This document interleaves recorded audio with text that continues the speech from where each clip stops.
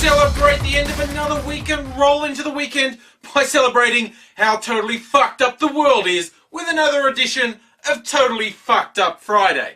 Now, there was no end of possible topics this week, and I'm sure everyone had their favourites that I'm not going to get to.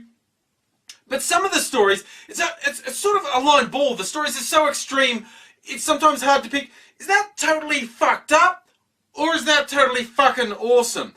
And this one, I think, falls in there. There's a family holidaying in Cape Cod in the US, and they're taking their happy snaps, and they happen to get, in action, a great white shark tearing a seal to pieces off the beach where they were.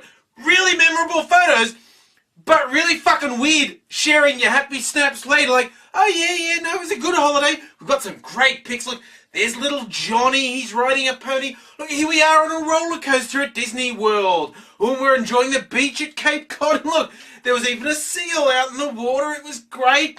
And then there was even a great white shark, which then ate the seal. Look, here's the photo where we think is the actual moment that the seal is being torn in half.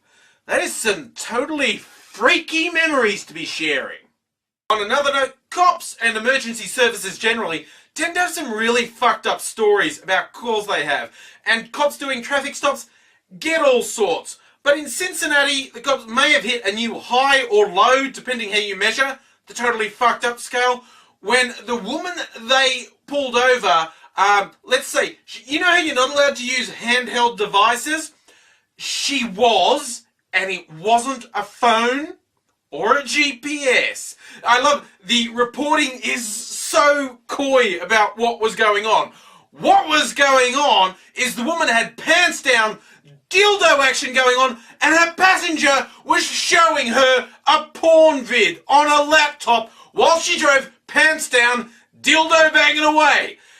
That is a new, just plateau of totally fucked up. Now, there's no confirmation of what sort of dildo the woman had, and there are some pretty weird dildos out there. I have mentioned in the past a Twilight-themed dildo that sparkles, but I found some just awesome designs this week from the good folks at Necronomicox, who obviously have very sort of dark, gothy, monstery veins running through their body and through their dildos. You can actually get, and I'll have to decide in post-production if I'm going to show these images, because I'm worried about the video getting flagged, but they have a zombie dildo. Yes, a zombie dildo with rotting flesh and maggots coming out of the zombie cock. Yeah, and if that's not to your taste, they also have the Cthulhu-inspired dildo and also an alien xenomorph-themed dildo.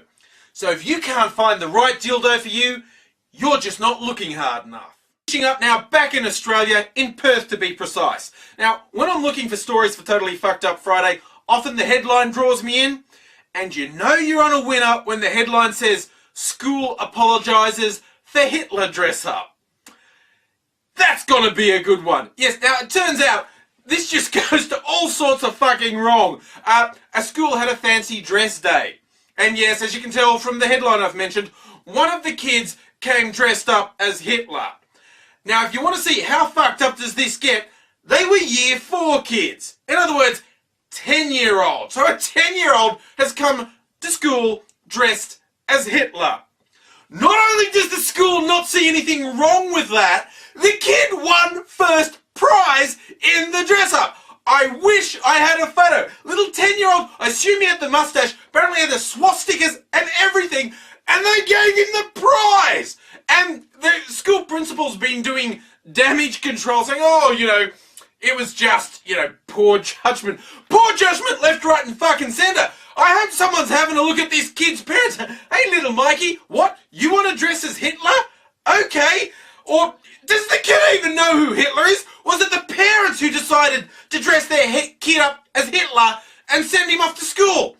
And who the fuck in this school thought giving Hitler dress-up first prize was a good idea?